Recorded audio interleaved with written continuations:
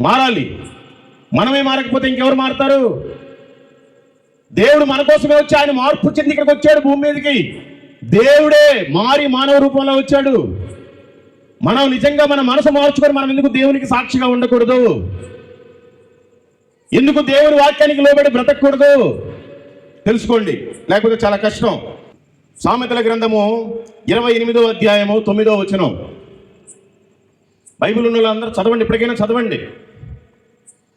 ధర్మశాస్త్రము వినబడకుండా చెవిని తొలగించుకొని వాని ప్రార్థన హేయము.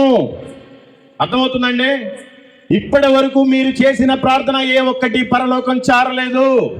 నేను చెప్పట్లేదు, బైబిలే చెప్తుంది. మీరంతా చదవండి. సామెతల గ్రంథము 28వ అధ్యాయము 9వ వచనం మళ్ళీ చదువుతున్నాను, వినండి.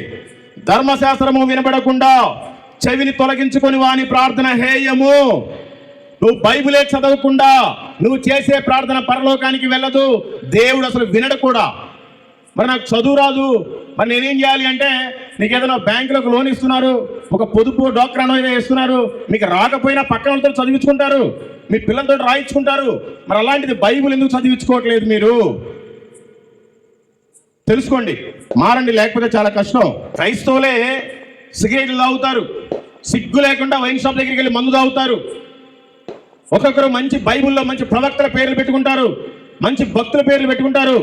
సిగ్గు లేకుండా సీరియల్ చూస్తుంటారు, సినిమాలు చూస్తుంటారు, అక్రమ సంబంధాలు పెట్టుకుంటారు. మీరే వ్యభిచారం చేస్తూ ఉంటారు. ఎంతకాలం చేస్తారు? అది మీ తప్పు కాదు. ఎప్పుడైతే మీ హృదయంలో వాక్యం ఉండదో, సాతాను గాడు ఆటోమేటిక్గా వచ్చి మీ హృదయంలోనే నివాసం ఉంటాడు.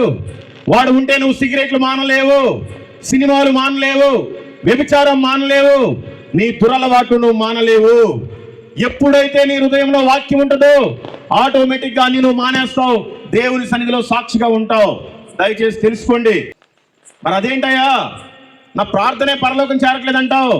మరి దేవుడు నా జీవితంలో ఇప్పుడు చాలా మేలు చేశాడు, నా జీవితంలో స్వస్థత చేశాడు, నా జీవితంలో అద్భుతం చేశాడు అని నువ్వు అనుకుంటే నువ్వు మురిగుండలో కాలేసినట్టే. ఇంకా మన భాషలో చెప్పాలంటే పప్పులో కాలేసావు.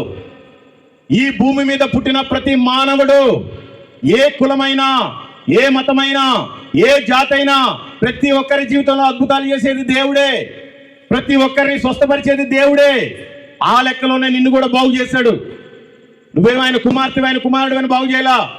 ఈ భూమి మీద పుట్టిన ప్రతి మానవుడు ఆయన కుమార్తె, ఆయన కుమారుడే. వాళ్ళ లెక్కలోనే నిన్ను కూడా బాగు చేశాడు, వాళ్ళ లెక్కలోనే నీకు కూడా అద్భుతం చేశాడు. దయచేసి ఇప్పటికైనా మారు. నీ ప్రార్థన వినకపోతే నువ్వు పరలోకం వెళ్ళడం చాలా కష్టం.